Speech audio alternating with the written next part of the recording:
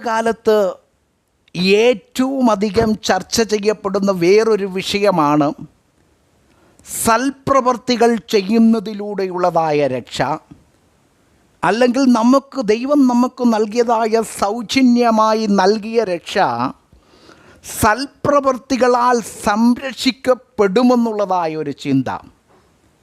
അച്ചായ, രക്ഷിക്കപ്പെട്ടു എന്നത് ശരിയാ, പക്ഷേ ജീവിതം ഇല്ല എങ്കിൽ സ്വർഗത്തിൽ പോകില്ല എന്ന് അനേകർ പറയുന്നതായിട്ട് ഞാൻ കേട്ടിട്ടുണ്ട്.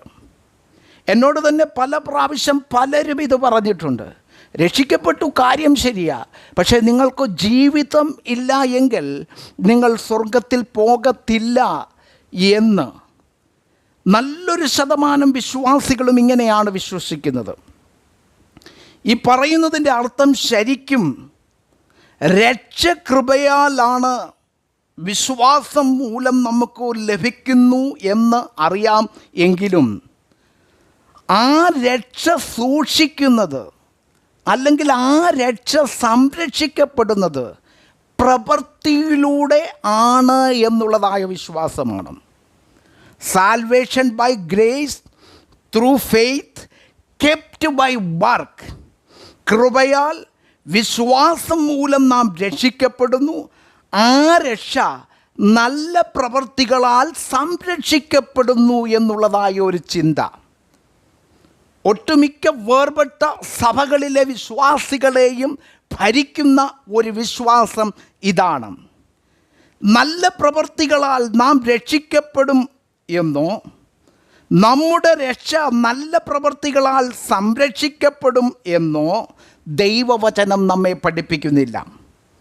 എന്നാൽ രക്ഷിക്കപ്പെട്ടു എന്ന് അവകാശപ്പെടുന്ന നല്ലൊരു ശതമാനം ആൾക്കാരും രക്ഷ സൗജന്യമാണ്, അത് വിശ്വാസം മൂലം ലഭിച്ചു എന്ന് വിശ്വസിക്കുകയും, എന്നാൽ രക്ഷിക്കപ്പെട്ടതിന് ശേഷം നമുക്ക് പ്രവൃത്തിയില്ല എങ്കിൽ സ്വർഗത്തിൽ പ്രവേശനം സാധ്യമല്ല എന്ന് വിശ്വസിക്കുന്നവരാണ്.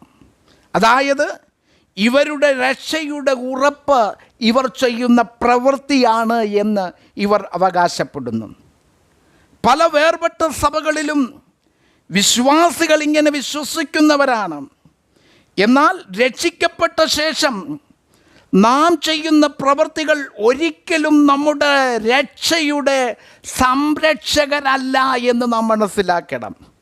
അതായത് അഷുറൻസ് ഓഫ് സാൽവേഷൻ, നമ്മുടെ രക്ഷയുടെ ഉറപ്പ്, നമ്മുടെ രക്ഷയുടെ സംരക്ഷകരാകുവാൻ ഈ സൽപ്രവർത്തികൾക്ക് കഴിയത്തില്ല എന്നുള്ളതാണ് യാഥാർത്ഥ്യം.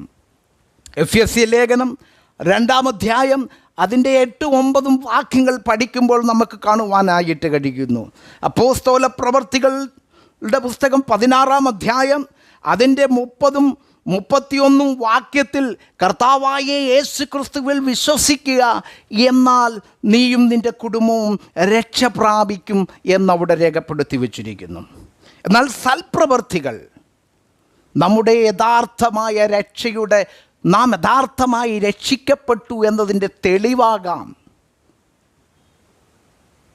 മനസ്സിലായോ? രക്ഷ എന്നത് പറയുന്നത് സൗജന്യമാണ്. അത് വിശ്വാസത്തിലൂടെ നാം പ്രാപിച്ചെടുക്കുന്ന, നമുക്ക് ലഭിക്കുന്ന ഒന്നാണ്.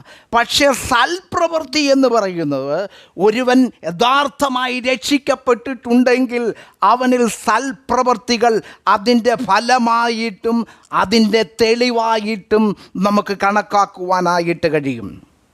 രക്ഷയെപ്പറ്റി ദൈവത്തിൻ്റെ വചനം പഠിപ്പിക്കുന്നത് രക്ഷ ദൈവത്തിൻ്റെ ദാനമെന്നാണ്. ഗിഫ്റ്റ് എന്ന് പറഞ്ഞാൽ നാം എന്തെങ്കിലും വിധത്തിൽ സമ്പാദിച്ച ഒന്നിനെ പറ്റി അല്ല ഇവിടെ പറയുന്നത്. അതായത് രക്ഷ പ്രവൃത്തിയിലൂടെ മനുഷ്യൻ നേടുന്നുവെങ്കിൽ അങ്ങനെ നേടിയെടുക്കുന്നതിനെ ദാനമെന്ന് പറയുവാനായിട്ട് കഴിയത്തില്ല. രക്ഷ ദൈവത്തിൻ്റെ ദാനമെന്ന് ദൈവത്തിൻ്റെ വചനം ഉറപ്പിച്ചു പറയുന്നു. അപ്പോൾ ഒരുവൻ പ്രവൃത്തിയാൽ അത് നേടുന്നു എങ്കിൽ അതിനെ ദാനമെന്ന് പറയുവാനായിട്ട് പറ്റത്തില്ല. അത് നാം നേടിയെടുക്കുന്നതാണ്, അല്ലെങ്കിൽ ആ വ്യക്തി നേടിയെടുത്തതാണ്. പ്രവൃത്തിയിലൂടെ ഒരുവൻ രക്ഷ നേടിയെടുക്കുന്നു എങ്കിൽ അതിൽ ആ വ്യക്തിക്ക് അഭിമാനിക്കാം. അതുകൊണ്ട് ദൈവവചനം പറയുന്നു, രക്ഷയിൽ ആരും പ്രശംസിക്കാതിരിപ്പാൻ അത് പ്രവൃത്തികളാലല്ല എന്നുള്ളതാണ് യാഥാർത്ഥ്യം. ഇതാണ് തിരുവചനത്തിൻ്റെ സത്യം. എന്നാൽ നല്ല പ്രവൃത്തികൾ യഥാർത്ഥ വിശ്വാസത്തിൻ്റെ തെളിവുകളായി നമുക്ക് കണക്കാക്കാം, ഫലങ്ങളായിട്ട് നമുക്ക് കണക്കാക്കാം. നല്ല പ്രവൃത്തികളുടെ അഭാവം ഒരു വ്യക്തിയിൽ കാണുന്നു എങ്കിൽ ആ വ്യക്തി യഥാർത്ഥത്തിൽ രക്ഷിക്കപ്പെട്ട വ്യക്തിയാണോ എന്ന് നാം സംശയിക്കേണ്ടിയിരിക്കുന്നു. ദൈവവചനത്താൽ ദൈവവചനത്താലും സ്നേഹത്താലും പ്രചോദിതരായി വിശ്വാസികളുടെ ജീവിതം രൂപാന്തരപ്പെടുമ്പോൾ ദൈവത്തോടും മറ്റുള്ളവരോടുമുള്ളതായ സ്നേഹം നാം സൽപ്രവൃത്തികളിലൂടെ പ്രദർശിപ്പിക്കുന്നവരാകുന്നു. അല്ലാതെ സൽപ്രവൃത്തികൾ ചെയ്താൽ ഒരു വ്യക്തി സ്വർഗരാജ്യത്തിൽ പ്രവേശിക്കുവാനായിട്ട് കഴിയത്തില്ല. അങ്ങനെ സൽപ്രവൃത്തികളാൽ ഒരു വ്യക്തിക്ക് സ്വർഗത്തിൽ പ്രവേശിക്കുവാൻ കഴിയുമെങ്കിൽ, മാനവരാശിയുടെ രക്ഷ അങ്ങനെ സംഭവിക്കുമെങ്കിൽ, യേശു ക്രിസ്തുവിൻ്റെ ജനനവും യേശു ക്രിസ്തുവിൻ്റെ ക്രൂശുമരണവും യേശു ക്രിസ്തുവിൻ്റെ ഉയിർപ്പും യേശു ക്രിസ്തുവിൻ്റെ വീണ്ടെടുപ്പും പുതിയ നിയമസഭ തന്നെ അതിനാവശ്യമില്ല എന്നുള്ളതാണ്. ദൈവത്തിൻ്റെ വചനം പറയുന്നു, മറ്റൊരുത്തനിലും രക്ഷയില്ല. നാം രക്ഷിക്കപ്പെടുവാൻ ആകാശത്തിന് കീഴിൽ മനുഷ്യരുടെ ഇടയിൽ നൽകപ്പെട്ടതായ ഒരേ ഒരു നാമം, അത് കർത്താവായ യേശു ക്രിസ്തുവിൻ്റെ നാമമാണ്. എന്നിൽ കൂടെ അല്ലാതെ ആരും പിതാവിൻ്റെ അടുക്കൽ ചെല്ലുന്നില്ല എന്ന് പറഞ്ഞു കഴിഞ്ഞാൽ യേശു അല്ലാതെ വേറൊരു രക്ഷകനില്ല, യേശുവിൽ കൂടെ അല്ലാതെ വേറൊരു രക്ഷയില്ല എന്ന് നാം മനസ്സിലാക്കണം. ഈ നാളുകളിൽ സാമൂഹ്യ മാധ്യമങ്ങളിൽ വൈദിക ശ്രേഷ്ഠന്മാരെന്ന് അഭിമാനപ്പെടുന്നവർ തങ്ങളുടെ തെറ്റായ സുവിശേഷം പങ്കുവെക്കുമ്പോൾ ആ ചതിക്കുഴികളിൽ ഞാനും നിങ്ങളും അകപ്പെടാതിരിക്കുവാൻ, ദൈവവചനത്തിൻ്റെ സത്യം മനസ്സിലാക്കി മുൻപോട്ട് ജീവിക്കുവാൻ ഓരോരുത്തരെയും ദൈവം സഹായിക്കട്ടെ എന്ന് ഇന്ന് പകൽക്കാലം പ്രാർത്ഥിക്കുന്നു.